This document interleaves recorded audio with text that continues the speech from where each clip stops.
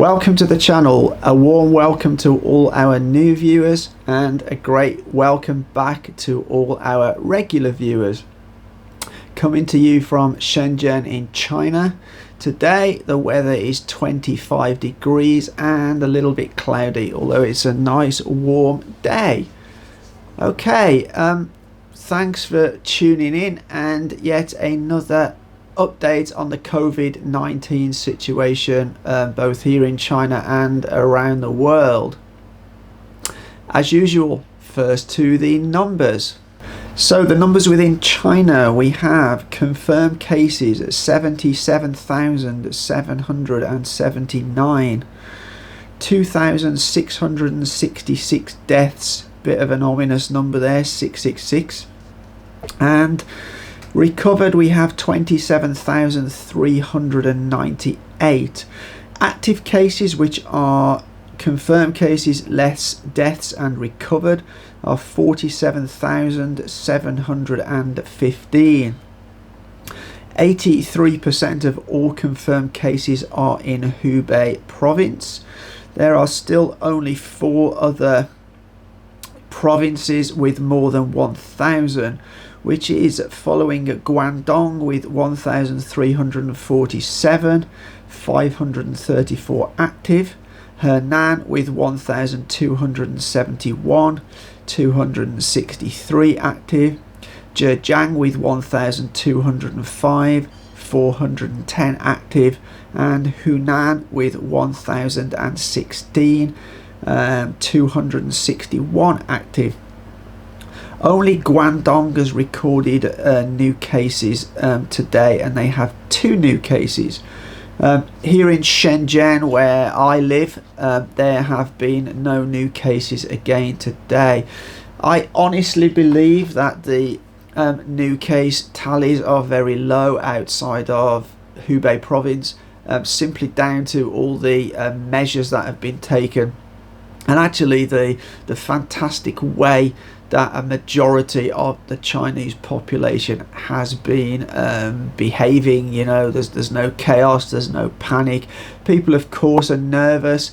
I went out yesterday to get some shopping. I went to Walmart. I took a trip on the metro, and although it's still quiet, there were more people around than the previous day or two. And I noticed quite a significant increase in traffic. I saw people on buses. There was the metro wasn't that busy, but there were people on there. Everybody was wearing masks. People I see using hand sanitizer, and people generally are keeping their distance as much as possible from each other. Now to global figures. Global figures are as follows: 2,371 confirmed cases, 34 deaths, and 240 recovered. A majority of those cases are in 4 countries, that being South Korea, Japan, Italy, and Singapore. South Korea now has 893 confirmed cases, and Japan has 851 confirmed cases. However, Japan's total includes the people off the cruise ship. Italy recorded 75 new cases, taking their total to 232, and they've also reported 7 deaths and 2 recoveries. Iran have reported another 18 cases, taking their total to 61 and 12 deaths. There are some reports that the number of cases and the deaths are significantly higher than what Iran are reporting.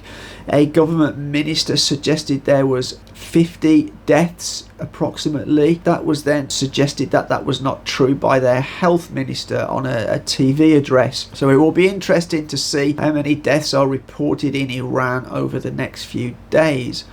Also, I noticed today the USA have reported 19 further confirmed cases. Strangely enough, I can't find anything in international media about these 19 cases, so I don't know whether they're 19 new cases in the USA or whether they're 19 cases of people who've been repatriated from other countries. I've checked Reuters, AP, can't find anything about that.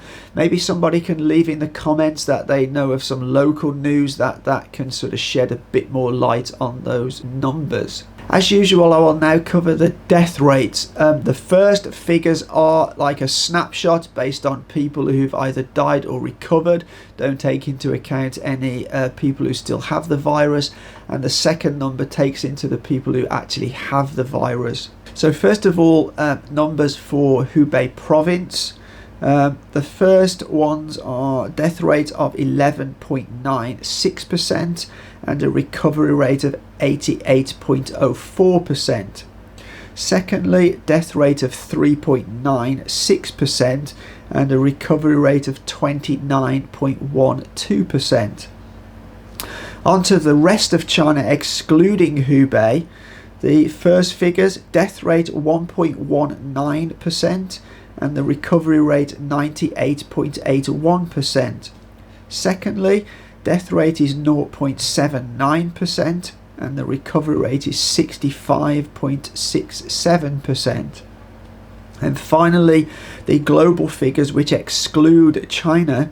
The first figures, the death rate is running at 12.41% and the recovery rate at 87.59%. And the second figures on this, the death rate is 1.43% and the recovery rate is 10.12%. Now, I don't profess to be an expert data modeler, and I don't have any modeling software, so these are very rudimentary figures, but they just give you an idea of what the overall figures are for this COVID-19. On to other pieces of news now. So on Monday, the top legislators in China passed a bill to ban the sale and consumption of all wild animals throughout the whole of China, and also to try and dissuade people from eating them and to enforce penalties on people found dealing in them. Global stock markets have taken a big hit yesterday.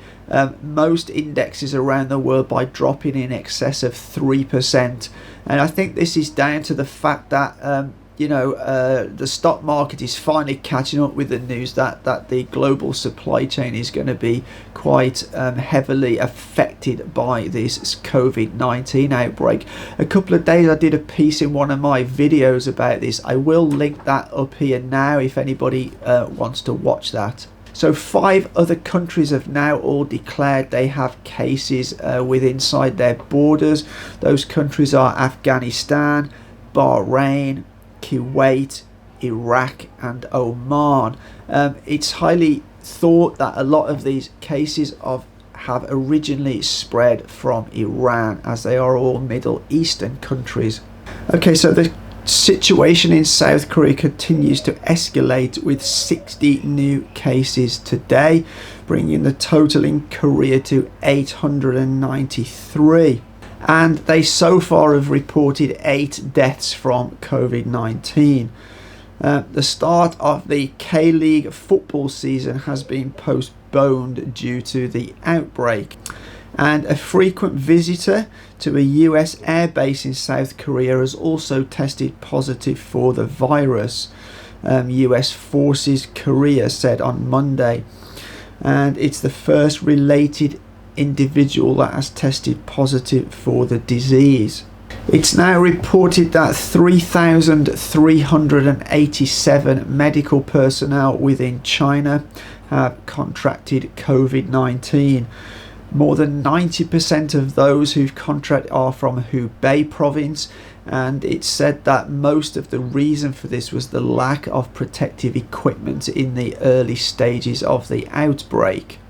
Italy have reported their 7th death in this COVID-19 outbreak. The current number of infected people in Italy has risen to 232, and Italy have shut down many towns, cancelled many events, hoping to be able to contain the disease before it spreads further, both within Italy and to the rest of Europe. The top virologist Zhong Nanshan in China has suggested that the chances of reinfection are very slim. It hasn't been ruled out altogether, but it is said that the chances are very, very slim. Also, it's been reported that so far there has been no significant mutation in the COVID-19 virus, which again, that is very good news. Obviously, the more it mutates, the harder it is to come up with vaccines or treat it. North Korean authorities have taken the strange step to quarantine nearly 380 foreigners and cancelled the marathon that was due to take place in their capital city. Although, as of yet, North Korea have reported no cases and no deaths, it is a bit strange that they've taken this action. Can seafood spread novel coronavirus? So there's been a number of rumours spread around that you can catch COVID-19 through eating seafood. A number of virologists have pointed out that this is not true. I think this stems from that the virus was first believed to have been contracted at a seafood market in Wuhan City. And I did do another video about this, which again I'll put a card up here if you're interested, that maybe it looks now that the virus didn't actually start in that seafood market. There's nothing definite, but there are a number of question marks over that at this point in time. 6 provinces across China have lowered their emergency response level, including Guangdong and Shaanxi, who have lowered their level from level 1 to level 2. And I think, again, as I said earlier, I think this is down to the cooperation of a majority of the Chinese people and the restrictions the government have imposed on movement. And I think that is obviously starting to pay off. We've seen a lot less new cases reported, certainly outside of Hubei province, and that's really, really good news. So that yet again brings me to the end of another update. I would like to say a massive thank you to everybody who watches our channel, and a special big thank you to all those people who support us. All our video updates on the COVID-19 get a limited status, which means we earn a fraction of the revenue that we would normally earn from our videos. I will put the graphics on the screen now for anybody who does want to support us. If you don't want to, that's fine, but it is really appreciated for anybody that does. If you like this video, please give us a thumbs up. It really helps us get out there. If you like the channel, consider subscribing to us. We will have COVID-19 updates as well as other content on the channel, although just recently it's been dominated a bit by the COVID-19.